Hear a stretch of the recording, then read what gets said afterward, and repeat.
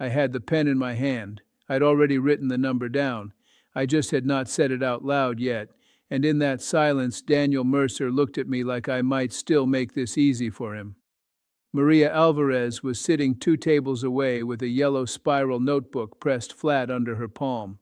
4 children's names were written across the front: medicine times, pickup times, one note that said, "No grapes for Devon." I remember that notebook more clearly than I remember the tie Daniel wore. Let me tell you how we got to that moment. Subscribe to this channel. I do not say that lightly. I say it because if you are still listening at this point, you are exactly the kind of person who should hear what comes next. Subscribe. Then I will keep going. I first saw Maria on a cold Tuesday in February. She came into my courtroom with a canvas bag on one shoulder, that yellow notebook under her arm, and the kind of tired posture I have seen on people who do not get to be sick when life gets hard. Before she even sat down, she asked the bailiff, "Is there a place I can keep the inhaler close?"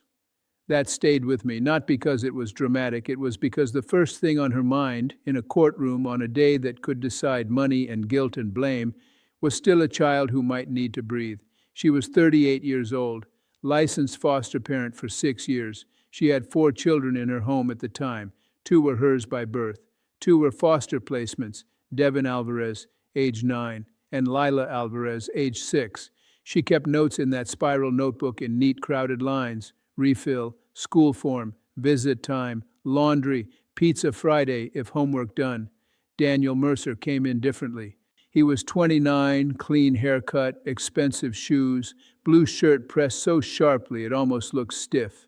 He sat down like he was trying to show the room he belonged in every room. He kept touching his cuff. He looked at the clock, then at me, then at the gallery, then back at the clock. He did not look at Maria for more than a second. What I noticed most was what he did when nobody was speaking to him. He leaned back farther than most defendants do.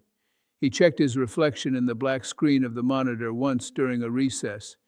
When a witness later misremembered a street name, Daniel smiled for half a second and then hid it. I do not say that to make him sound worse than he was. I say it because judges learn people by inches. The case file said the collision happened on September 14, 2024 at 4:17 p.m. at the corner of East Broad Street and North Monroe Avenue in Columbus. I had read the reports, the medical records, the traffic camera stills, the phone data, and the foster care transport logs before trial ever began. By the time testimony started, I knew the paper version of the story very well. Maria had spent that day doing what many foster parents do, which is 3 days of work inside one afternoon. She had taken Devon and Lila to a supervised sibling visit at Franklin County Family Services. She needed to pick up Devon's albuterol refill before 5 p.m. She needed to stop for Lila's antibiotics at a different pharmacy counter. She needed to get all 4 children fed. She needed to log a call with a caseworker. And by 6:30 p.m. she was supposed to be at Marcus's middle school open house. Daniel Mercer was driving a black 2023 BMW X5 westbound on East Broad. The car data showed he was going 51 miles an hour in a 35-mile zone 6 seconds before impact. The light turned red for his lane. Maria entered on green. He hit the front driver's side of her Honda Odyssey so hard the van jumped the curb and cracked the axle. Devon's inhaler pouch flew under the second-row seat. Lila split her lip on the seatbelt clip. Maria broke her left wrist and hit her head hard enough to leave her dizzy for weeks. A woman waiting at a bus stop testified she heard Maria yell, "There are kids in the car." Another witness said Daniel got out, looked at the damage, and said, "Everybody looks fine." Maria said she asked him not to leave. She said, he answered, "Then call somebody." He got back into the BMW and rolled forward half a block before another driver stopped in front of him and stood in the street with both arms out. That mattered to me. People say foolish things when they panic. I know that. But panic has a sound. It usually sounds scattered. It usually sounds afraid. What I heard in the testimony sounded bothered. Later, when Daniel testified, he said, "I did not want to block traffic over what looked minor." I wrote that down and underlined the word minor. If you are the kind of person who stayed with this story this far, not because it is dramatic, but because you actually want to know what happened, then you already understand why I am telling it. Subscribe. This is what I do now. Tell the stories that need to be told. The legal process in this case was not unusual at first. Indictment, arraignment, pretrial motions, medical records, crash reconstruction, restitution packet. What changed the weight of it was not a legal trick. It was what the facts showed once the facts were placed beside a foster home. The state charged Daniel with vehicular assault and failure to stop after an accident involving injury.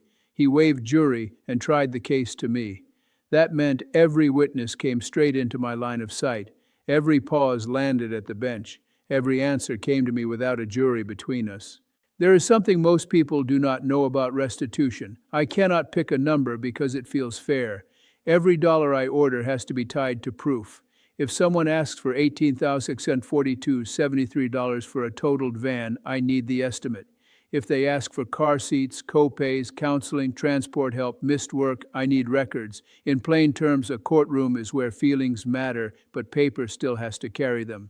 On the first day of trial, Maria came in through the side door with her lawyer. She set the yellow notebook on the table first, then an inhaler pouch, then a folded list of school numbers. She looked at the witness stand, then at me, then down at the floor. Daniel came through the main door with defense counsel 2 minutes later. His father followed and sat in the second row. Daniel checked where his father was sitting before he sat down himself. Then he folded his hands and looked ready to be seen as reasonable. The first wave of evidence was clean and hard. Traffic footage, car data, officer testimony, medical records. The camera showed the red light. The data showed the speed. The emergency room records showed Maria's fracture and concussion symptoms. The photos showed the bent frame of the van, the broken headlight, the glass beads on the car seat fabric. Then Maria took the stand. She did not cry when she described the crash. She cried when she described the Monday after. She said, "I can miss a meal. I cannot miss Devon's inhaler refill." She said she learned to carry groceries in 3 trips because she could not hold the milk and open the front door with a brace on her wrist. She said she buckled car seats one-handed. She said the hardest part was not pain. It was time. While she spoke, Daniel kept looking at a legal pad in front of him.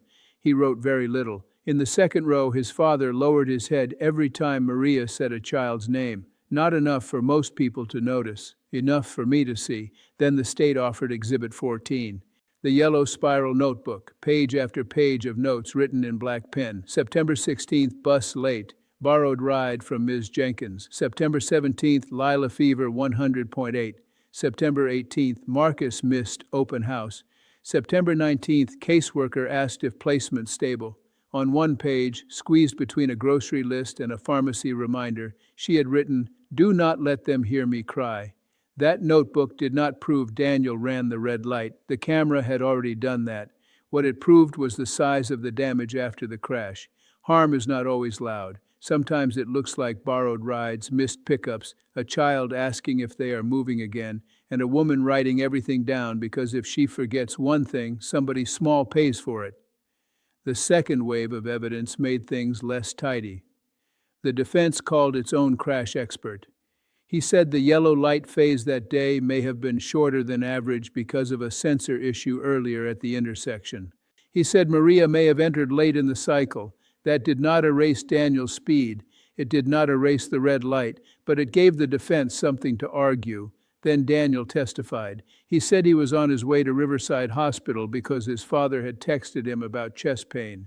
He said the sun flashed off a windshield. He said he moved his vehicle because he feared another car would hit the wreck from behind. He said very quietly, "I did not think a broken van could be this serious." He also said, "I know Ms. Alvarez does good work, but I cannot be the answer to every problem in her life." I wrote that down exactly as he said it. Fairness matters to me, so I will say this plainly. There were things in his favor. He had no prior record. He had begun paying on Maria's insurance deductible through counsel before trial. He did stop briefly, even though he then tried to pull away. He did not come into court sneering. He came in prepared and trying to be believed. But the law does not ask me whether a defendant can say sorry in a calm voice. It asks what he did, what he knew, and what happened because of it. I have told this story before, to colleagues, to my family once, and every time I get to this part, I go quiet for a second. Subscribe to this channel if you want to hear what comes after the quiet. I promise it is worth it. The third wave of evidence came on the afternoon of the third day. It came from Anita Brooks, the licensing coordinator for Franklin County foster placements. Quiet voice, gray binder, colored tabs. She was not there to argue. She was there to explain a rule.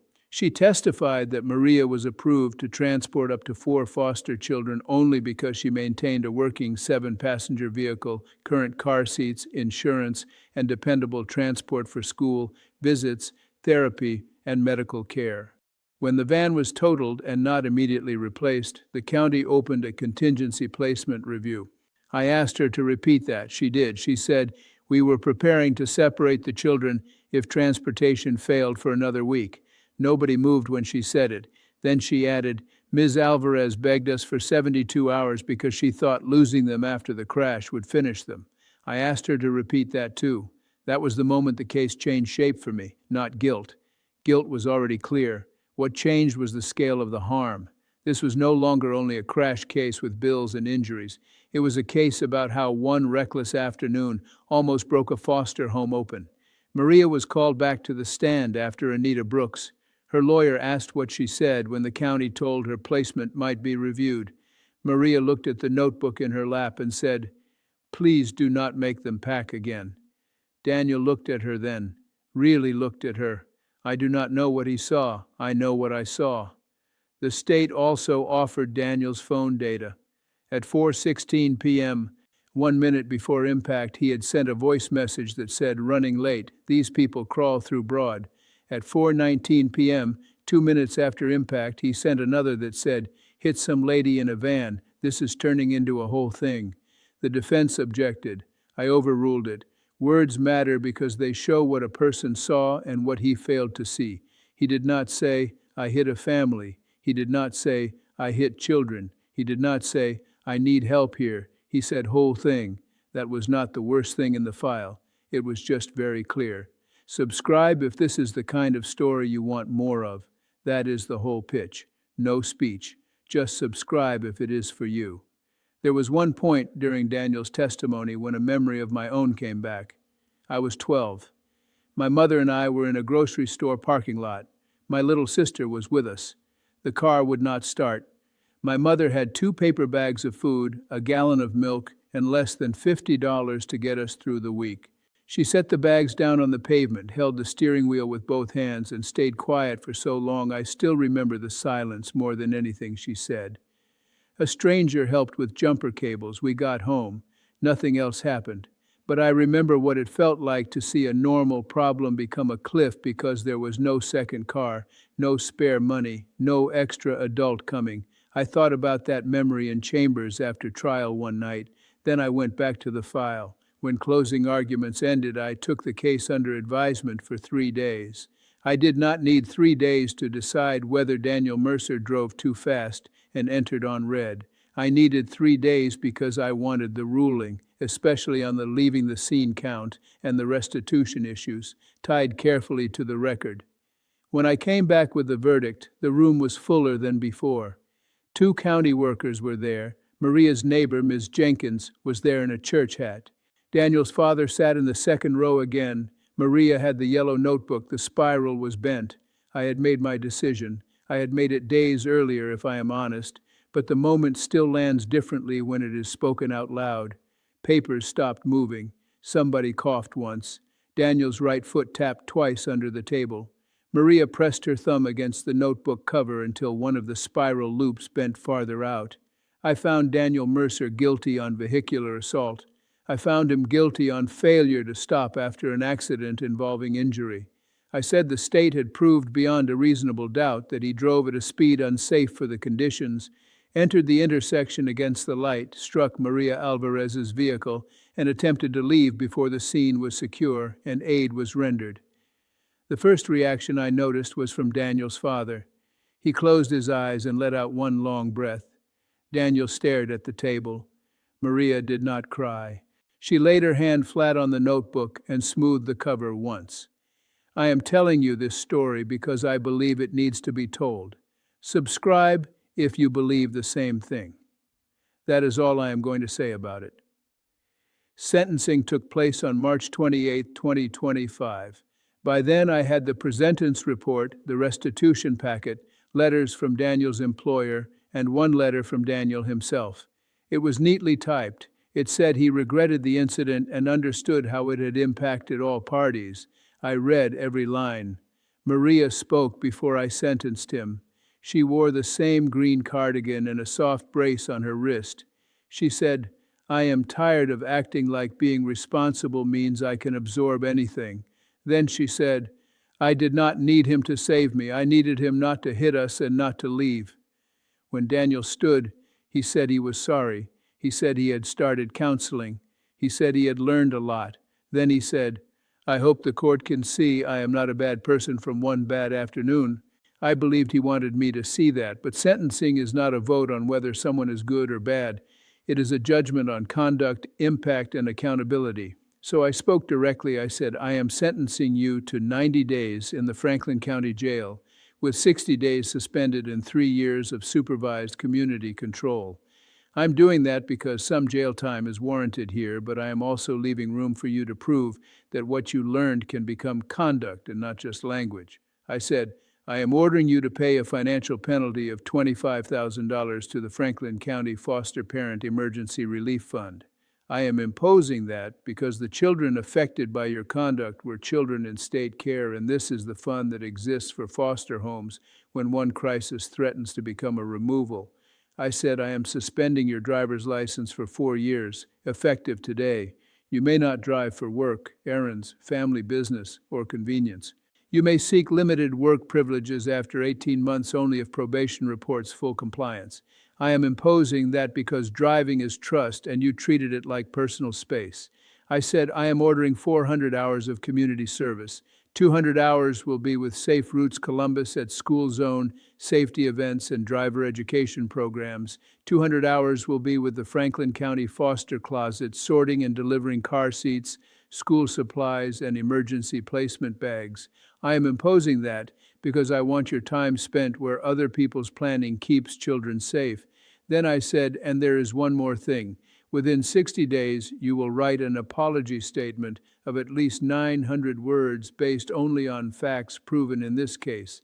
After review by probation and counsel, you will read it aloud at 3 court-approved driver education programs and 1 foster parent training orientation, if the agency agrees to host it. No jokes, no additions.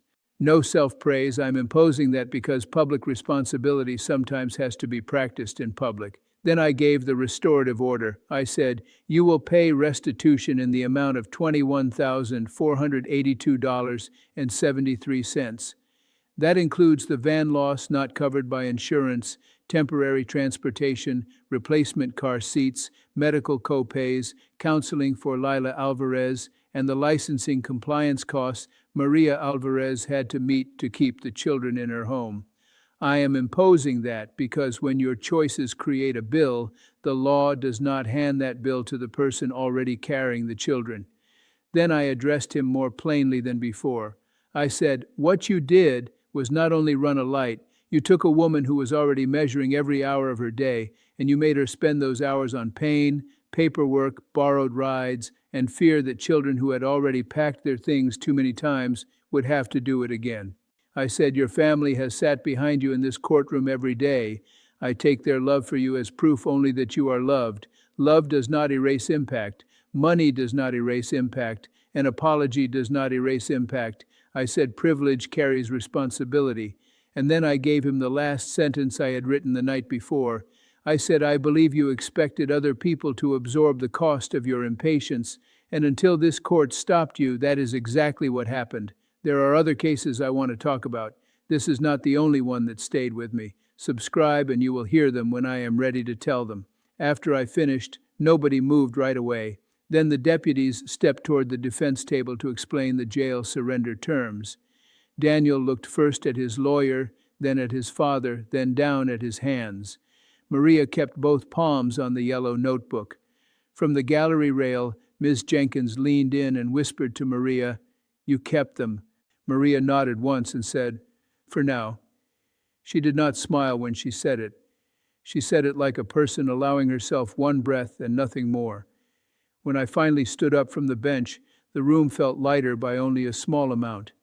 The appeal was filed in April 2025. The 10th District Court of Appeals heard it the following winter. Daniel challenged the public reading condition, the restitution amount, and the length of the license suspension. The appellate court affirmed the conviction and the sentence in all material respects. The ruling said the conditions were tied to rehabilitation, public safety, and losses supported by the record. It took a little over 10 months. I was not surprised, but I was relieved. Later, through probation reports and county updates, I learned a few things. On June 11, 2026, Daniel completed a service block at the Foster Closet Warehouse. The report said he stayed 40 minutes after sign-out to help install 3 donated car seats in a minivan for an emergency kinship placement because the regular volunteer had called in sick. I do not know what was in his mind while he did that. I only know he did it. And on August 19, 2025, Maria brought a used gray Toyota Sienna to the county lot for her annual licensing review. Restitution and an agency grant made that possible. Anita Brooks later told me Maria passed inspection with new car seats, current insurance, and all 4 children still in placement. She had started a new notebook. On the first page she had written, "Spare inhaler in glove box." The question this case left me with is one I still cannot answer cleanly. How much damage can one person do without ever meaning to destroy anything? The law can name acts. It can name losses, it can order payment, it can suspend a license, impose jail, require service, force a public apology. What it cannot do is return the week Maria spent wondering whether 2 children who had just begun to trust staying would have to pack again. If you are someone who has lived the way Maria lived, holding your voice steady because that is the only way people listen, I want to say something to that part of you. I saw the way she apologized before answering hard questions, as if taking up time needed permission. I saw the way she kept reaching for that notebook even after the questions moved on. The calm face people see on you is not proof the harm was small. Sometimes it is proof you had no choice but to keep going. And if you are closer to where Daniel stood, if you have ever treated your hurry like a right, I have one question I wanted to ask him and could not ask from the bench. When did your schedule become worth more than another person's whole evening? If that question touches something in you, do one plain thing. Slow down before life makes you do it by force. Leave earlier. Put the phone away. Let inconvenience stay small. I still think about the yellow notebook. Cheap cover, bent spiral, black marker on the front. 4 names, medicine times, pickup times. One note that said, "No grapes for Devon." That is why I told you this story. If you want to hear the others, and there are others, subscribe. That is all I'm asking. Subscribe and stay. And if you leave a comment, leave it like someone who understands that this is where people who care about the same things find each other.